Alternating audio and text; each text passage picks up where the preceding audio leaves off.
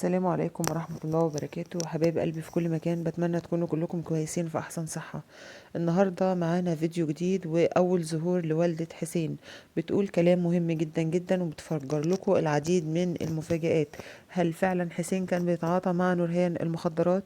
هل نورهان كانت بتروح وبتقعد عندهم من الصبح لحد الساعة 12 بالليل وبتلغي كل الدروس اللي عندها؟ طيب هل نورهان هي اللي قالت لحسين تعالى، وقالت لوالدة حسين ان هي عايزة تموت امها وخطيبها وكمان واحد اسمه اشرف؟ مين هو اشرف؟ ده اللي هنعرفه مع بعض، بس يا ريت فضلا وليس امرا يا ريت كلنا نحط لايك للفيديو، علشان اللايك هو اللي بينشر الفيديو، وعشان كمان عايزين الدنيا كلها تعرف الحقيقة، والناس المتعاطفين يعرفوا حقيقة الموقف ايه. هسمع لكم كلام والدة حسين بالتفصيل، ورأيكم في الكومنتات يهمني جدا جدا. يلا بينا نصلي على الرسول. ولو لسه جداد معايا يسعدني جدا جدا الاشتراك وتفعيل الجرس على الكل علشان كل جديد يوصل لكم. هنسمع مقطع مقطع وهنعلق عليه، والتعليق الأول والأخير لحضراتكم طبعا. احكي لك الحكايه. حضرتك قامت جايه ادتنا بصله. انا معايا بنتي تبع النفسيه، مش تثبيت النفسيه. بنتي الكبيره انا معايا ثلاثه تعبانين. حسين كان بيشتكى دايما من دماغه. قلت على نور. كانت بتجدد البنت درس، وبنت صغيره مش عارفه. بيتشكى من دماغه، هي عايزة تقول ان هو تبع اخواته اللي في النفسية، يعني عنده مرض نفسي يعني. والجيران كلها شاد، بس ما حدش راضي يشهد معايا.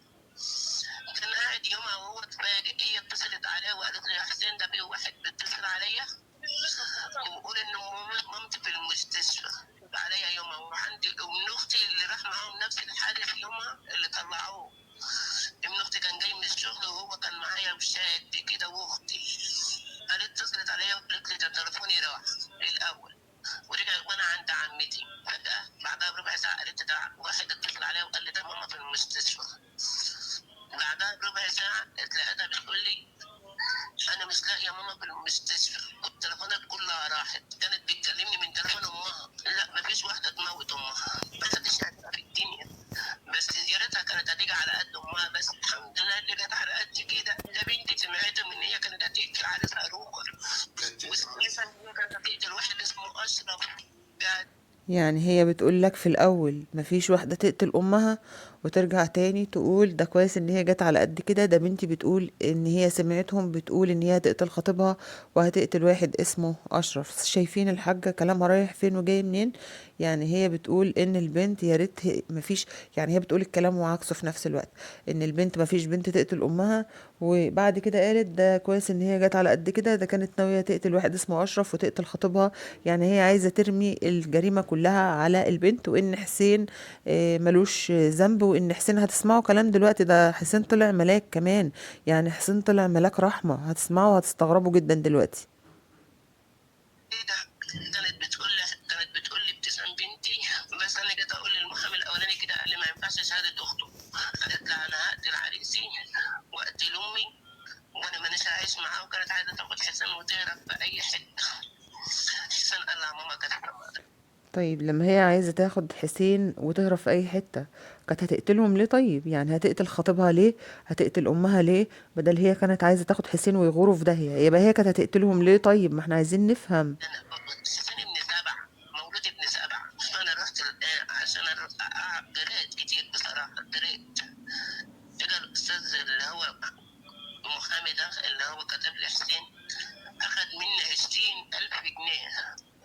محمد عبد العليم. واخد شيك على جوزي. هو كان عايز كمان 20، وقابلني يوم قبل الحادث بيومين وقال لي انا عايز 20,000. لا ممكن ابلغ عنك واعمل. كان عايز 20,000 تاني. قلت له لو انت ده انا بشتري العيل. والله العظيم اللي حصل والله. قمت انا قلت لها المهم ام رهان كانت عارفه برضه بنفس الطريقه. ام نورهان ولا نورهان؟ ابو نورهان ما كانش يعرف، بس قبلها بيومين كانت كل يوم الفجر تبعت طيب حاجات تانية. يعني ثواني كده. يعني هم كانوا عارفين منين ان ابنك مولود ابن 7 شهور وما تمش تسجيله؟ وما انت بتقولي ان انت اصلا ما تعرفيهمش وما تعرفيش ام نورهان ولا تعرفي نورهان ولا تعرفي ابو نورهان، وان انت ما كنتش تعرفي اصلا المجموعة دي كلها. ولما كانت بتيجي عندك في البيت انت كمان شوية هتقولي ان انت ما كنتش تعرفي ان هي جارتك. فدلوقتي عرفتي منين، او هم ايه اللي عرفهم ان ابنك ما تمش تسجيله ولا بعد 7 شهور؟ وهل فعلا المحامي خد 20,000 جنيه علشان يسجله ورجع تاني طلب 20,000 جنيه علشان يسكت وما يقولش الحقيقة؟ هو ايه الموضوع اللي كله لبش ده يا جماعة؟ هو ايه الناس الغريبة اللي من كوكب اخر دي يا جماعة اللي احنا عايشين معاها؟ الناس دي عايشة ازاي في وسطنا كده وبتغرس سمومها وكذبها فينا؟ يعني الناس دي عايشة ازاي على وش الارض؟ لقيتها بتقول لي الحق يا ام حسين. قلت لها قالت ده بيساب عيال الشارع عايزين يقتلوا حسين. قلت لها ليه؟ قالت لي عشان يوسف السعيد اللي انتم مش شايفين معاه وشاكين بعض جايب شباب كل الشارع عايزين يقتلوا حسين وانا جاي انبههم. قلت لها طب تشكر اللي انت جايه تنبهنا يا بنتي. وانت متعرف على الولد قبل خطوبتها باسبوع او اتنين؟ ما متعرف عليها قبل خطوبتها باسبوع ولا اتنين. انا عارفه ما كانتش بتحبه. لا انا ما اعرفش ان هي بنت ولا مش بنت عشان حق ربنا، بس هي بتقول ان هي كانت ماشيه مع واحد اسمه اشرف وبقت كده. ما اعرفش، هي بتقول لي واحد اسمه اشرف شغال في سايبر بالعرب في سنتر. والله ما اعرف يا استاذنا سايبر علشان ولا انا ربنا سنتر؟ ما يا ريت يحاسبني. تحددي. ما اعرفش. ام نورهان كانت دايما لما حسين يتعور او يجرى له حاجه كانت هي بتمشي معانا خطوه بخطوه في قلب المستشفى وانا ما اعرفهاش. اما حكايه الصحافه ان هي جتني علشان تاخد مني حاجات وانا في تسجيل معايا هقولك دلوقتي بان واحد كلمنا من عند البيت هناك بيقول ان البت دي كانت سلوكها مش حلو وانا معايا تسجيل البت ده. طيب هي كانت سلوكها مش حلو، ابنك بقى يا ام حسين؟ فين؟ اخترته في المحكمة. يعني عملت بالظبط عامل اختار رسمي يعني انت بعت تبليغ ليه؟ بالظبط. والقصة كلها مش لأداء شخصي بيني وبينه، بس علشان الأستاذ مشكورا برضو لأنه كان متطوع من الأول ما قدمش جديد. ده كلامه على الاستاذ محمد صفا ان هو ما قدمش جديد. انا كلامي هنا لام حسين. حضرتك بتقولي كلام متناقض. حضرتك بتقولي ان البنت انت مش عارفة هي كانت بنت ولا لأ، وان هي كانت على علاقة بواحد اسمه اشرف. واحد تاني طلع قال لنا ان هي كانت على علاقة بواحد اسمه زغلول. واحد تاني قال ده كانت على علاقة بهاني. طيب حضرتك لما عارفة ان هي متعددة العلاقات كده وعارفة ان هي سلوكها مش حلو زي ما انت بتقولي، كنت بتسمحي لها تدخل تدي لبنتك درس ازاي لما انت خضرة الشريفة؟ ولما ابنك كان عنترة بن شداد بيقف، ده كمان شوية هتقول لكم ده كان بيروح الجناين يدافع عن البنات. يعني لما ابنك بقى حمى ديار المجتمع المصري وهو اللي بيدافع عن البنات، طب عمل معاها علاقة غير شرعية ليه مع جارته؟ مع ان المفروض ان هو يحميها قبل ما يعمل معاها علاقة شرعية، ان هو يحميها. تمام. ده طبعا انا مش ببرأ نورهان، ده نورهان الغلط راكبها من ساسها لراسها زي ما بيقولوا. طيب حضرتك انت طالعة هنا، اولا مفيش مبرر ان انت تطلعي. يعني ابنك يعتبر ما خدش سنة واحدة سجن، ابنك هيتحط في دار رعاية، يعني هيقعد في بيئة احسن من اللي انت موفرها له. هل حضرتك عايزة بعد ما الجريمة اللي حصلت دي حصلت ان هو كان يجي تاني يوم وينام في حضن حضرتك؟ يعني كان يجي كده بالاحضان يا حبيبتي يا امي وياخدك في حضنه كده وينام جنبك؟ ولا ان انت ما كنتش عايزاه يتعاقب خالص ولا يدخل مؤسسة رعاية اجتماعية ولا؟ هو في ايه حضرتك يا استاذه؟ يعني انت دلوقتي هتقول لكم ابني بريء وان البنت هي اللي اتصلت بيه والبنت اللي هي كانت بتجيله البيت والبنت هي وهي وهي. طيب ابنك بقى الملاك اللي هو كتموته ده، يعني ملوش، يعني مفيش اي حاجه خالص عليه؟ يعني حسين ده ملاك الرحمه اللي كان بيحمي البنات وي وي وي، ده ما عملش حاجه خالص من وجهه نظرك؟ حضرتك طالعه انت دلوقتي عايزه تقولي لنا ان هو ما عملش حاجه خالص؟ الذبح اللي ذبحه للست ده ما حصلش؟ الضرب اللي ضربه لها بالشاكوش ده ما حصلش؟ الميه اللي رماها عليها المغليه دي ما حصلتش؟ ولا ده كله هو اللي عمله؟ يعني انت عايزه تقولي كان طيب وكان حنين والكلام ده كله تمام، احنا معاكي ماشي، كان طيب وكان حنين. امال عمل كده ازاي في الست الغلبانه اللي كانت نايمه؟ دخل موتها وهي نايمه ازاي لما هو عنده مروءه وشهامه ورجوله؟ تمام. ومنين هو طفل ومنين كان بيحمي البنات وأي حد يتعرض لأي حد هو بيحميه؟ يعني منين يعني؟ حاجة أنا عندي ناس تانية تواصلت مع محامين تانيين عشان حق مراتي ما يروحش. ان شاء الله ممكن يفيدوني في موضوع. حق مراته ما يروحش، مع ان هو اول واحد عايز حق مراته يروح. لا، وكمان اللي طلعت لنا النهارده هنزلها لكم في الفيديو اللي بعد ده، الاستاذه ميسة حركات زي ما بيسموها، اللي طلعت وعايزه تقول ان نورهان بتقول انا عارفه ان امي مسامحاني، وهي عارفه ليه كويس.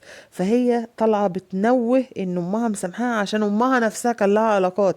يعني هما الست اللي ميته وبين ايادي ربنا مش هتسلم من سنتهم. ولو تفتكروا اول فيديو نزلته عن الموضوع ده على قناة يوميات توتا وشهودة قناة التانية، طبعا قلت لكم انا خايفة في النهاية كل الغلط يجيبوه على مدام داليا وان هي اللي كانت متعددة العلاقات. بالفعل يا جماعة الكلام ده بدأ ان هم ينوهوا ويلفوا ويدوروا حواليه، وعايزين يطلعوا ان البنت اقلب القربة على فمها ولا القدرة على فمها تطلع البنت لامها. انا اسفه ان انا بتكلم معاكم بطريقه عاميه جدا، لان الموضوع ده انهكنا كلنا والله واجهدنا فعلا. عمة نورهان طلعت تقول البنت ما بتاكلش، البنت بتخاف من السكينه، البنت بتخاف من الحشرات، البنت بقت خست وحالتها متدمره. انت عايزه ايه بعد ما هي عملت كده في امها؟ عايزه ايه؟ عايزاها تاكل وترعرع وتقلبظ وتبقى مية مية؟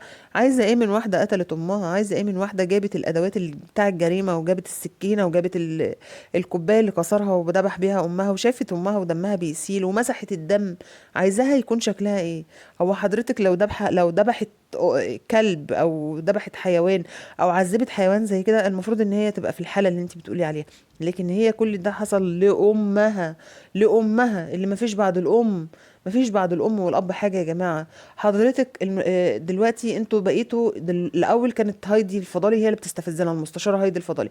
دلوقتي بقت عمه المجرمه نورهان بتطلع وتقول لنا كلام غريب. نورهان لو شفناها بعيننا مش هنصدق ان هي تعمل كده. ابو نورهان طلع لنا كمان من يومين ويقول لنا انا لو شفت نورهان بعيني هو انا مش من حقي اعرف ايه اللي بيحصل في بيتي؟ من حقك طبعا، انت جاي تعرف ايه اللي بيحصل في بيتك بعد ما اللي حصل. بعد ما الولد قال لك ازيك يا عمو وهو طالع من اوضه نوم بنتك ودخل غسل وشه وقال له مع السلامه يا عمو، وجاي تعرف دلوقتي ما وقفتش الواد ليه وضربته قلمين وخدته وقفت معاه موقف رجاله وعرفت هو طالع من اوضه بنتك بيعمل ايه؟ جاي دلوقتي تقول تكلمنا احنا كمنصات اعلاميه تقول مش من حقي اعرف ايه اللي بيحصل جوه بيتي؟ لا طبعا من حقك ان انت كنت تعرف، بس كنت تعرف وقتها قبل ما بنتك تتذبح يا باشا. مش جاي دلوقتي تعرف. تمام، اسفه جدا لان الكلام بدأ يستفزنا. وكمان خالتها تطلع وبتقول نفس الكلام وخالها ونفس الكلام. اصبح ان العيله كلها دلوقتي بقت بتردد نفس الكلام. فما جاتش بقى على ام حسين تطلع هي كلام وتقول كمان وتقول لنا حسين بريء وحسين ملاك، احنا اللي طلعنا عملنا الجريمه يا جماعه، احنا المتهمين. بصوا، احنا المنصات الاعلاميه احنا اللي عملنا كده في مدام داليا. نسمع. او اثبات السن الحقيقي للولد. ده السبب الوحيد ان انا لغيت التوكيل للاستاذ صفا. تمام. وكان في 14 15 ساعة في اليوم. وزوجته رحمة الله عليها يعني بقى لها 20 سنة على ذمتي عمرها ما اشتغلت. ما اشتغلتش الا في الفترة الأخيرة لمدة 8 شهور بس من يوم ما اتجوزتها علشان تساعدنا على المعيشة وتساعدني إن احنا نجهز البنت ونسطرها. وده مش عيب. فأنا كنت غايب عن البنت عن البيت والمفروض إن الأم هي اللي بتدير البيت. المفروض هو الغلط من الام، هي الام هي اللي غلطانه، هي اللي طلعت حسين نام في حضن بنتها. هي الام اللي غلطانه يا استاذ خليل، مش حضرتك عايز تقول كده؟ انت بقالك 14 15 ساعه في اليوم بتشتغل، بس البنت لو عارفه ان في راجل في البيت وان لها اب هيقطم رقبتها لو غلطت ما كانتش هتعمل الغلطه الكبيره دي صدقني. تمام، فالتقصير كله من حضرتك رقم واحد، من البنت طبعا المجرمة الرئيسية، ومن المجرم حسين. محدش فيكو ينكر ان هو سبب. وكمان ام حسين بتقول ان احمد كان عارف بالعلاقة اللي ما بين نورهان وحسين. بقى ما يعلم بقى ده ربنا. بصوا يا جماعة ده كان ملخص كده للكلام اللي بيتقال. ليا بنحب وانا احكي لك الحكايه حضرتك. دي الأستاذة دي. مساء الخير. انا ميسة محمود يوسف علي صبح اللي طلعت مع نورهان جدا. مع بقول لحضرتك قسما بالله ما تقوليش عندها 20 سنه، تقولي 15 16 سنه بالكتير. واقول لحضرتك على حاجه، انا لما طلعت بقى بره هي خست جوه عن الصور اللي كانت معروضه.